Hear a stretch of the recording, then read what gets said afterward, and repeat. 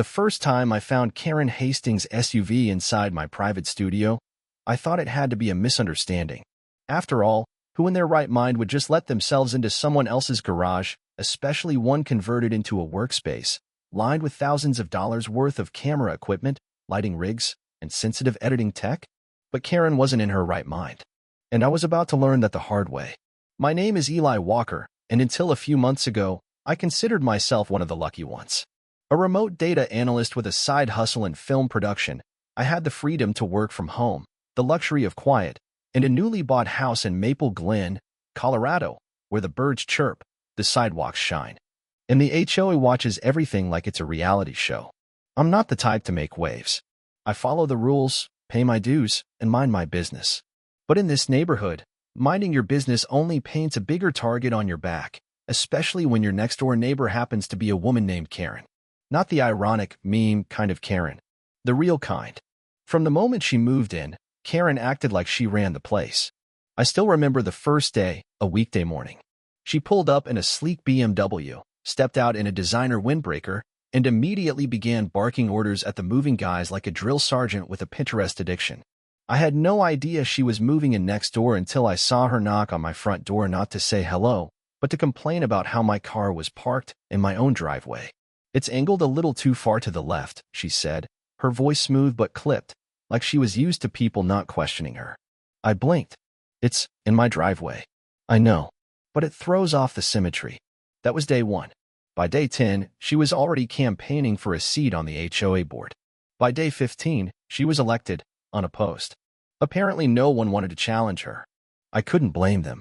I'd heard horror stories about HOAs before, but this was my first time dealing with one. I bought the house for its location and the detached garage perfect for turning into a creative workspace. I'd gotten all the permits, filed all the paperwork, and transformed it into my dream studio. Soundproof insulation, ergonomic desk, blackout curtains, camera mounts, studio lighting, digital lock, the works. To me, that studio was sacred. It wasn't just a garage. It was where I edited wedding videos for local clients, reviewed hardware for my YouTube channel, and hosted Zoom consultations with corporate clients. It was my income, my sanity, my sanctuary. But Karen didn't see it that way. No. To Karen, everything in the neighborhood was part of her kingdom. It started small. A passive-aggressive post-it note on my trash bin, out too long after pickup, smiley face. A formal HOA letter about my succulent garden, apparently unapproved vegetation. Another complaint about the glare from my motion sensor light. I stayed calm. I documented everything. I told myself she'd get bored eventually. She didn't. One day, I caught her staring over my fence, peering into my yard like a hawk scanning for prey. Another time, she asked if I'd mind emailing her the blueprint for how I soundproofed my studio, said she wanted to learn. I reluctantly let her see it once, under supervision. That was my mistake. Weeks later, during a stormy afternoon, she parked her car in my carport, citing some made-up emergency clause in the HOA rulebook. When I confronted her, she didn't apologize. She smirked and said, "You don't own the rain, sweetie." That moment stuck with me. Not because of the insult, but because of what it revealed. She truly believed my property wasn't mine if it was inconvenient to her. That same week, a new HOA proposal appeared, pushed quietly into the next community vote. Shared emergency parking authorization. Karen's handiwork. It passed, barely. A few neighbors told me they voted yes, just to avoid her follow-ups. I realized then, this wasn't just about rules. This was about power. She wasn't enforcing community standards. She was using the HOA to harass anyone who didn't fall in line. I tried to stay civil. I updated the keypad code on my garage, kept my car perfectly aligned in the driveway, and rolled the trash bin in the moment the truck passed. And then, it happened. I came home after a client meeting, just an average Wednesday, and noticed the side door to my studio slightly ajar. My stomach dropped. I had locked it that morning. I always lock it. I slowly opened the door and there it was. Her SUV. Parked inside. Again. No note. No explanation. Just sitting there, right in the middle of my workspace, blocking my editing rig like a smug monument to her entitlement. The lock hadn't been forced, which meant she still had the code. The code I had shared once, long ago, for that quick insulation peek. I was sure I had changed it, but in that moment, I realized I hadn't, and she had remembered. maybe even written it down. My breath caught. Anger swelled in my chest. My hands trembled, not with fear, but with something worse, betrayal. She had taken my professional space, my livelihood, and treated it like her personal garage. I didn't scream. I didn't call the police. Not yet. Because something in me changed that day. This wasn't just a turf war. This was psychological warfare. And if Karen wanted to play games, then I'd play one she wouldn't forget. Revenge wasn't the word. Clarification was more like it. Karen needed to understand that when you repeatedly trample someone's property, dignity, and peace of mind, you don't just get a polite warning and a smile. You get clarity, the kind that leaves tire tracks behind. After finding her SUV in my studio, I didn't act on impulse. That's not me. I'm not the guy who screams at neighbors or writes Facebook rants about injustice. I'm the guy who documents, who builds digital timelines, who waits. I stood in the garage, staring at her car as 1,000 quiet thoughts bloomed behind my eyes. She'd used the old code, a code I had shared out of courtesy, and she'd used it not just once, but again, knowing I had told her to never park there. She didn't forget. She didn't slip. She just didn't care. I pulled out my phone, opened the surveillance app, and scrubbed backward in time. There it was. A clean high-res clip of Karen stepping out of her car, punching in the digits like she was entering a hotel room, and pulling the garage door down behind her as if nothing was out of place. I watched it twice, then 3 times. Then I hit download. It was time to send a message. I called Travis that night. We'd worked together years ago on an indie documentary about stolen trailers in Utah, of all things. Since then, he'd pivoted into the tow-in storage business, and now operated a modest impound lot just outside of Maple Glen. When he picked up, I didn't even need to explain the full story. She keeps parking in your studio, he said, half laughing already. Dude, want me to tow it to the yard? Yes, I said. But there's more. I told him what I wanted to do. Not just tow the car. Make her believe I sold it for scrap. Let her feel the confusion, the helplessness, the complete lack of control that comes from having your space invaded and your property taken. Travis paused. You're sure? She's crossed every line. He didn't hesitate after that. All right. I owe you one anyway. We planned it for the next night. No drama. No headlights. No slamming doors. Just a quiet tow away in the dark. It was nearly midnight when he arrived. The garage door groaned open. Travis backed in the flatbed like a surgeon. The straps wrapped tight around her SUV, and just like that, it was gone. I didn't feel guilty. I didn't even feel triumphant. I felt clear. I spent the rest of the night cleaning up the garage, organizing gear, and double-checking the new keypad code. This time I didn't just update it. I added a rolling pin generator that changed the code every 12 hours. Karen would never get in again. Then I waited. She came storming across the lawn at 3:18 p.m. the next day. Right on schedule. I'd barely finished my protein shake when the door rattled with the weight of her fists. When I opened it, she didn't even say hello. Where is my car? I blinked. You're what? Don't play dumb, she shrieked, her sunglasses shoved on top of her head, hair frizzed from the wind. It was in your garage again, and now it's gone. Wait, I said, tilting my head. You mean the vehicle you parked inside my private workspace without permission for the second time? She flared. It was only for a few hours. Unlawful entry. Repeat trespass. Violation of HOA boundary codes. It could have been abandoned. What are you saying? She whispered. I stared directly into her eyes. I sold it. For scrap. Her entire body jolted like she'd been electrocuted. You what? I crossed my arms. You've shown no regard for my space. None. So I assumed you didn't want the car anymore. Consider it a community recycling effort. She fumbled for her phone. You are insane. I'm calling the cops. That is grand theft auto, you absolute psycho. Go ahead, I said calmly. But you should know, I have surveillance footage. I have written warnings.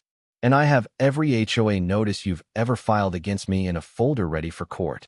Her expression cracked then. The rage was still there, but underneath it, panic, doubt, a flash of something that looked dangerously close to regret. You'll be hearing from my lawyer, she growled, and turned on her heel. She stormed back across the lawn like she was about to file a missile strike. I closed the door slowly and waited. But this time, it wasn't Karen who came knocking.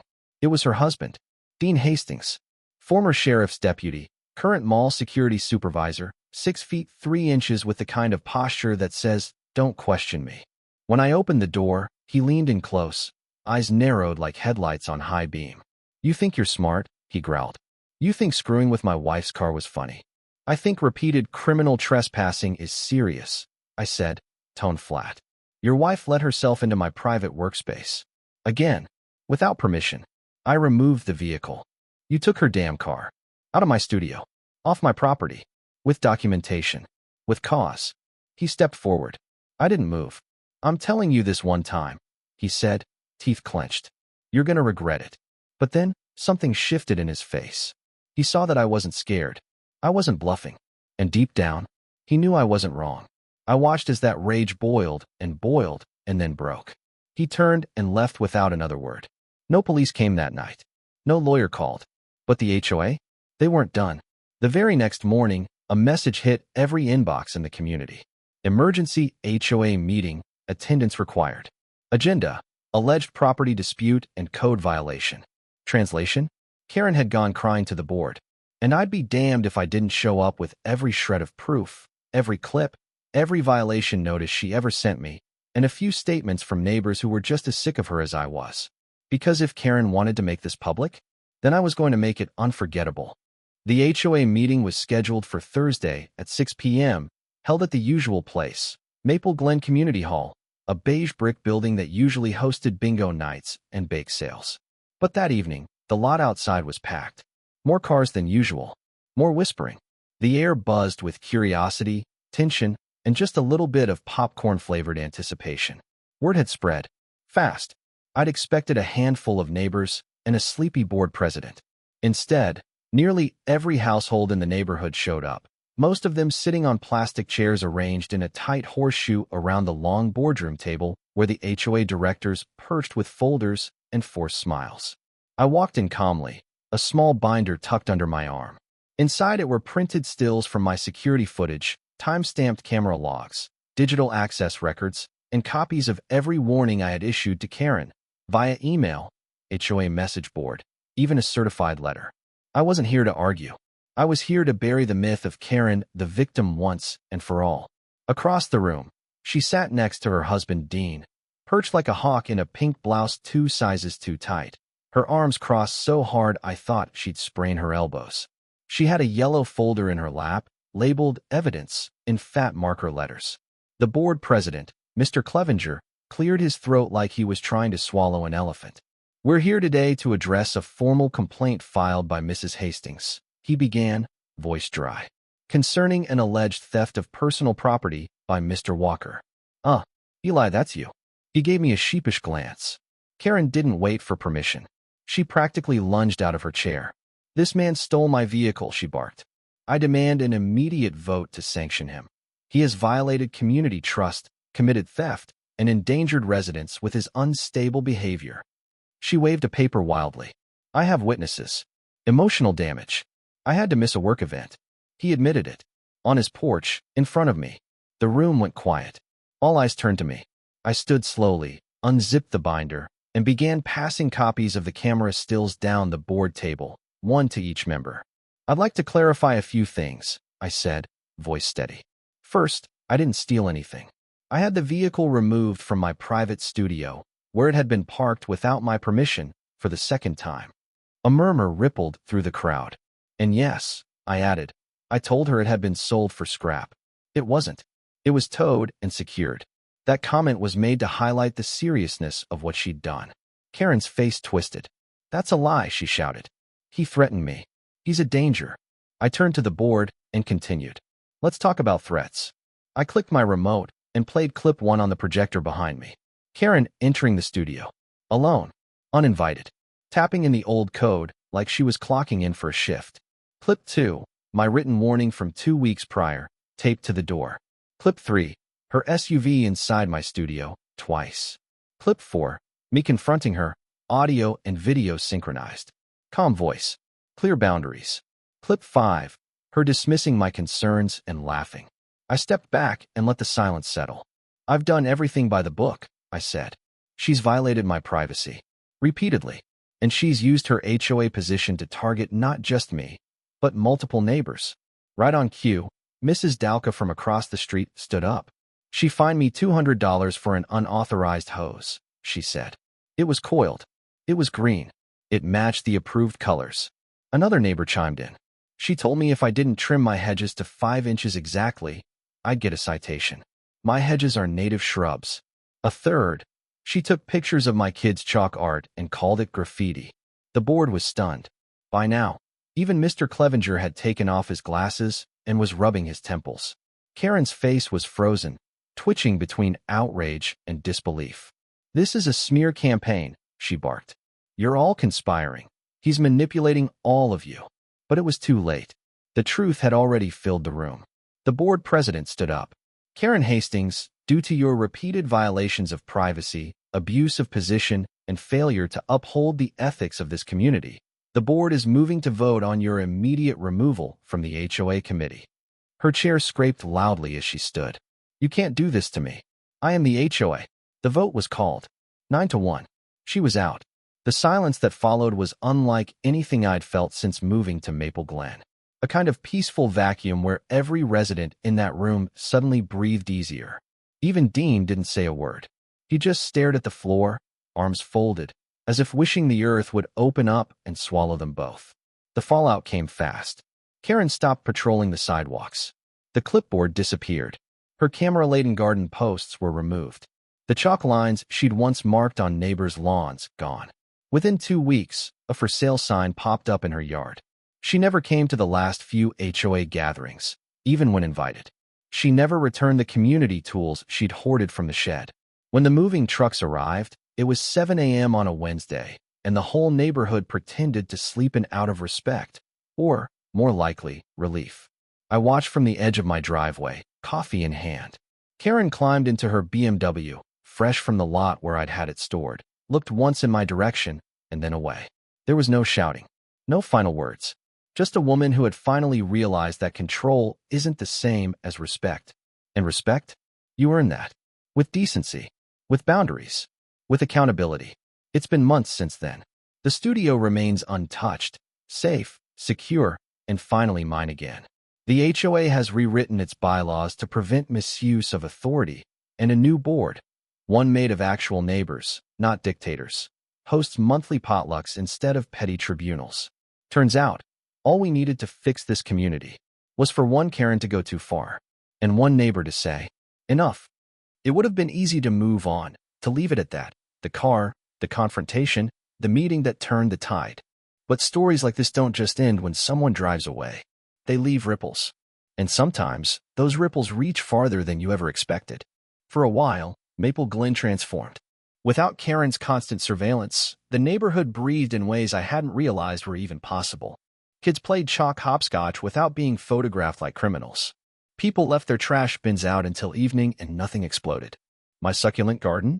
Thriving. And then there was my inbox. After the HOA meeting, neighbors I barely knew started reaching out. Some sent messages of thanks. Others shared their own Karen stories, each more bizarre than the last. There was the woman who said Karen threatened to report her for illegal wind chimes. Another man who was fined for leaving a non-HOA compliant garden gnome on his porch. The most surprising message came from within the old HOA board. It was from a former treasurer, a man named Lionel Kessler, who had quietly resigned 6 months prior. His email was short. I've been waiting for someone to push back. Karen buried my audit request last year. If you're interested in what I found, I've still got the files. I wasn't just interested. I was wide awake. 2 days later, Lionel and I met at a coffee shop downtown. He was soft-spoken, nervous, and looked over his shoulder 3 times before sliding a USB drive across the table. What you're about to see, he said, goes beyond fines and flowers. Back home, I plugged it in and opened the folder. It wasn't just budgets or meeting minutes. It was evidence of misappropriated funds, questionable HOA charges, and invoices to vendors that didn't seem to exist.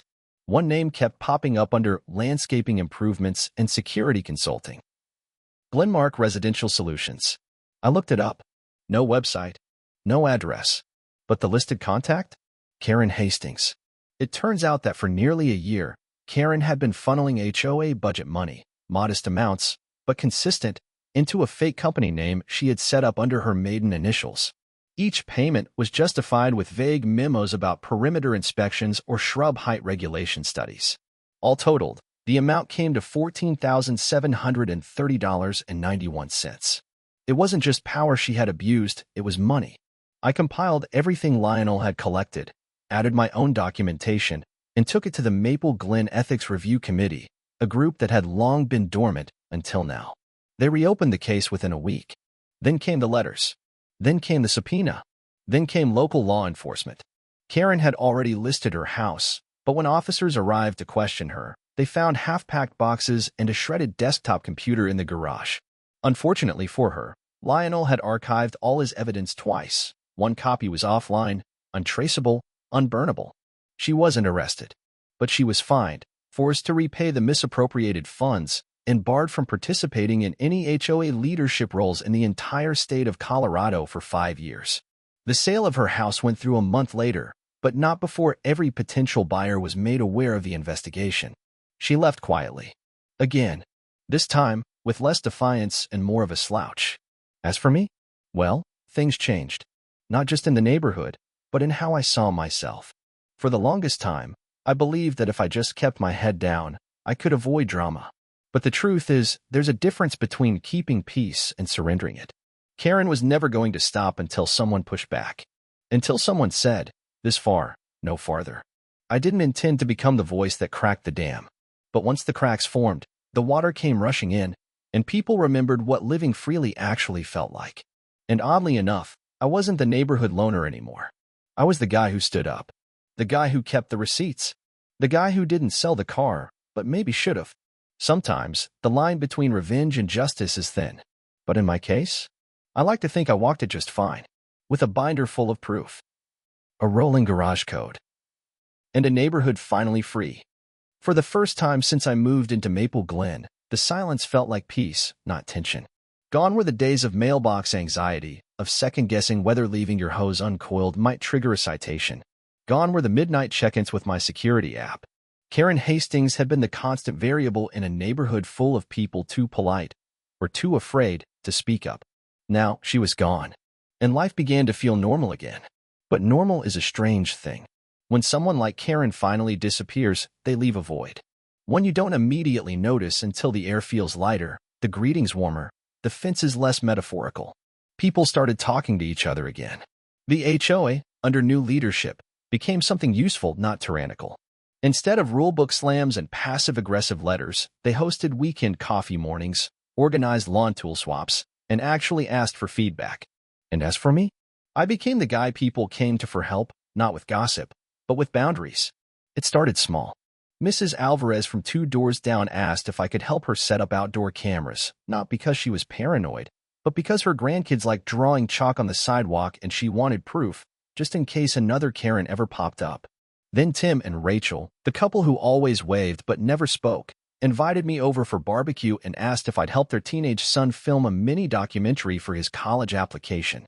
He wanted to tell the story of the neighborhood that pushed back. It was flattering, but I declined the interview. This wasn't about fame, I told him. It was about keeping your ground when someone else tries to take it from under you. But what happened next? That came from me. A month after Karen left, I was in my studio organizing archived footage when I realized how many files I'd collected, not just on her, but on the HOA itself. Decades of digital minutes, rules, obscure amendments, shady contractor deals, confusing procedures, all tucked into forgotten PDFs and confusing folder names. And I had a thought. What if no one else had to go through what I did? So I built something. A website. Simple, clean, transparent. maplewatch.org. It laid out every HOA rule, translated into plain English. It showed every board member's responsibilities, contact info, and voting record. It listed homeowner rights, clearly, visibly, in bold. It allowed residents to submit concerns anonymously, with tracking numbers. I wasn't trying to be a whistleblower. I just wanted to create the system I wished existed when Karen started slipping HOA letters under my door like poison. At first, traffic was light, but then it grew. People shared it, used it, praised it. Some even began uploading their own neighborhood bylaws, creating templates for communities outside of Maple Glen. What started as a revenge-fueled war over a garage and a car, it sparked a quiet revolution in how communities protect themselves.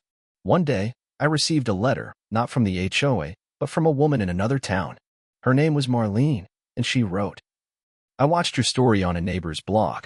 Our HOA president is trying to force everyone to install $500 mailbox covers and fine anyone who refuses. We didn't know what to do until we found your site. Now we're organizing. Thank you." It made me pause. I never imagined my petty battle over a studio would ripple that far. I still get asked sometimes, "Do you regret not actually selling Karen's car?" I smile every time. "No," I say. "That would have been too easy." Because what she needed wasn't a lost vehicle. She needed a mirror held to her face. She needed to feel what she made others feel: unwelcome, unsafe, unheard. And by the end, she felt all of it. Karen Hastings is a ghost now. Her name, a cautionary tale among HOA circles, whispered like folklore at neighborhood BBQs. But she gave me something without realizing it.